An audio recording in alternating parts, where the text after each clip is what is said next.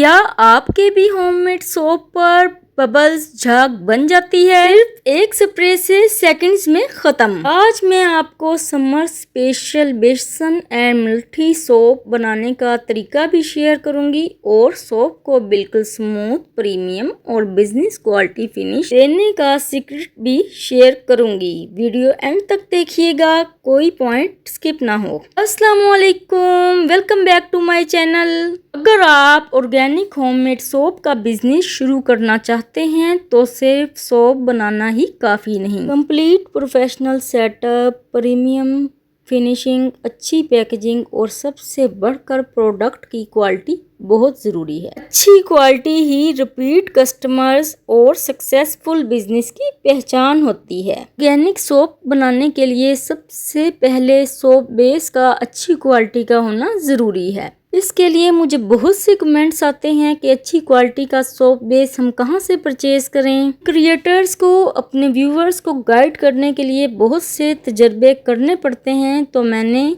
बहुत सी soap base bye की, बहुत सी इन सब को टेस्ट किया कि कौन सी अच्छी है, किसके रिजल्ट सबसे ज़्यादा अच्छे मिल रहे हैं। और भी ट्रेडर्स की कोकोनट ट्रांसपेरेंट सोप बेस सबसे नंबर 1 क्वालिटी पे है। Second goat milk soap base अच्छी है। ये मैंने खुद परचेज की हैं, मैं इसलिए व्यूवर्स को बताती हूँ ताकि आप लोगों का कोई नुकसान ना हो। एक्सपीरियंस के लिए मैंने डिफरेंट स्टोर से सोप बेस बाय की, बट मुझे कुछ सोप बेस अच्छी नहीं मिली जिनकी झाग भी नहीं बन रही थी। तो ऐसी सोप बेस मैं बिल्कुल भी रिकमेंड नहीं करूँगी जिससे मेरे व्यूवर्स का नुकसान हो। बेस को कट कर लें या क्रश कर लें। क्वांटिटी आप अपनी सोप के हिसाब से कम या ज़्यादा कर सकते हैं। एक सोप के लिए 100 ग्राम सोप बेस काफ़ी है। सोप को हम डबल बॉइलिंग मेथड के ज़रिए मेल्ट करेंगे। डायरेक्ट हीट पर बिल्कुल नहीं पकाना, फिर आपको अच्छे रिजल्ट्स नहीं मिलेंगे। डायरेक्ट हीट पर पकाने से सोप बेस जल भी सकती है, ब्लैक हो जाएगी, ख़राब हो जाएगी, स्किन के लिए भी हार्मफुल रहेगी। इस चैनल पर बहुत सी होममेड ऑर्गेनिक सोप्स की वीडियोस मौजूद हैं।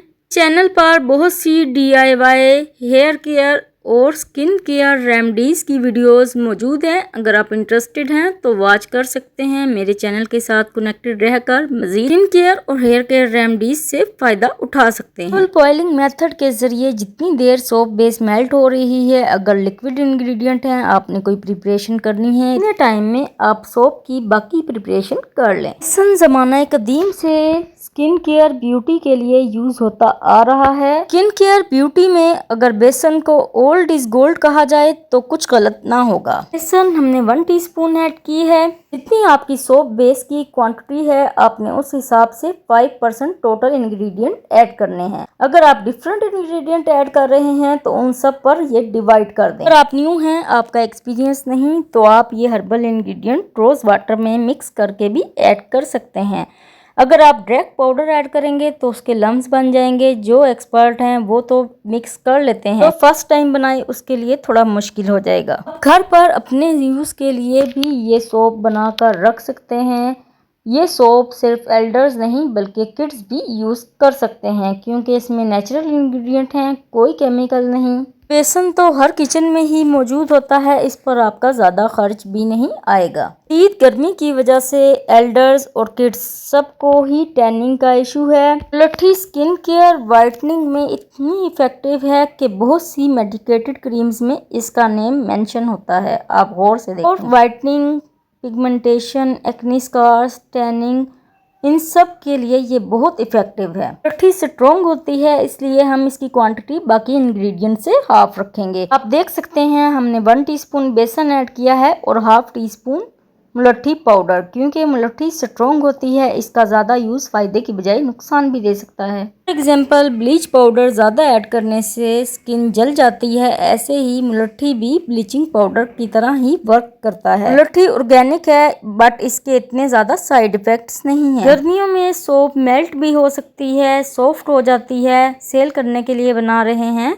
तो ये सोप हार्डनर लाजमी ऐड करें। इसका लिंक भी मैं डिस्क्रिप्शन में ऐड कर दूंगी। ये आपने जस्ट टोटल सोप बेस का 1% ऐड करना है, इससे ज़्यादा नहीं। अगर आपकी सोप की झाग अच्छी नहीं बन रही तो ये SLS पाउडर ले लें। ये hand wash, face wash, shampoo, even dish wash की झाग बनाने के लिए भी यही यूज होता है। ये भी आपने टोटल सोप बेस का 2% ऐड करना है। इस तरह आपके कस्टमर भी सेटिस्फाई हो जाएंगे कि सोप की झाग बहुत अच्छी बन रही है। इवन शैम्पू में भी ये ऐड कर सकते हैं। और प्रोफेशनल सोप में फ्रेगरेंस भी लाजमी ऐड करें। अगर आप कोशिश करें कि जो सोप बना रहे हैं उससे रिलेटेड फ्रेगरेंस ऐड करें, या मेजॉरिटी कस्टमर्स को जो ज़्यादा पसंद हो वो ऐड कर लें। आरपी ट्रेडर्स की 1 kg सोप के साथ फ्रेगरेंस फ्री मिलती है। अगर आप अपने यूज़ के लिए बना रहे हैं तो जो फ्रेगरेंस अवेलेबल है वही ऐड कर लें। मैं सेल करने के लिए नहीं बनाती, जो मेरे पास मोल्ड अवेलेबल है मैं वही यूज़ कर रही हूँ। बट अगर आप सेल करने के लिए बना रहे हैं तो कोई ऐसा मोल्ड लें जो फैला फैला लगे, सोप बड़ी बड़ी लगे, जिसमें सोप अट्रैक्टिव भी लगे। मैंने बहुत सी होममेड ऑर्गेनिक सोप्स में जो मोल्ड में फ्लावर था उसके साथ अलग से सोप का डिज़ाइन बनाया। उसी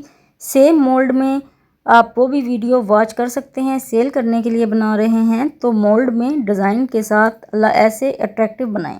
1 से 2 घंटे में सोप खुद ही सेट हो जाती है। अगर आपको जल्दी है तो फ्रीजर में रख कर भी सेट कर सकते हैं। आपकी सोप पर भी बबल्स बन रहे हैं तो ये IPA स्प्रे करें। स्प्रे आपने ड्राई होने के बाद नहीं करना। जब सोप मोल्ड में ट्रांसफर करेंगे तो 5 मिनट बाद ही ये बबल्स बन जाते हैं, तो ये हाफ ड्राई पर ही स्प्रे करना है।